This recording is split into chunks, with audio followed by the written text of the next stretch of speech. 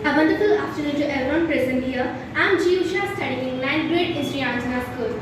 Today, I stand before you to speak about something that we all use to think in our life at once, and it's about talent. Many of us think about the successful people are born special, they are born with something extra, but they are not at all born like that. And even if we see in their career, they did not start with they even start with the talent, but they continued with the determination. That's the reason why they succeed. And let me explain with some examples.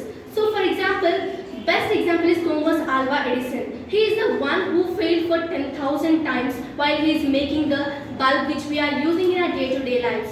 And everyone called him failure, but he said that I'm not failure. I'm not failed. I found 10,000 ways that don't work. That is called determination, and that is called consistent. And what is the mindset of that kind of person? And another example is J.K. Rowling, who faced rejection after rejection while he became an author, and he became a famous author nowadays. But he found his story and he believed in his story, and now he became a world famous author. And another example, Michael Jordan, who don't know much him no one, but he is the most famous basketball player, and he also faced rejection while he is in the basketball team. But he was very confident in that, and because of his determination, now he succeeds. Like this, there are many examples and there are many inspirations to us.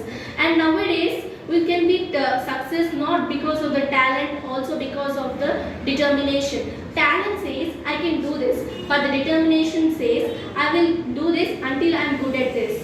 And life will not reward who will give up early. It rewards who will be bold and who will stay in the harder times.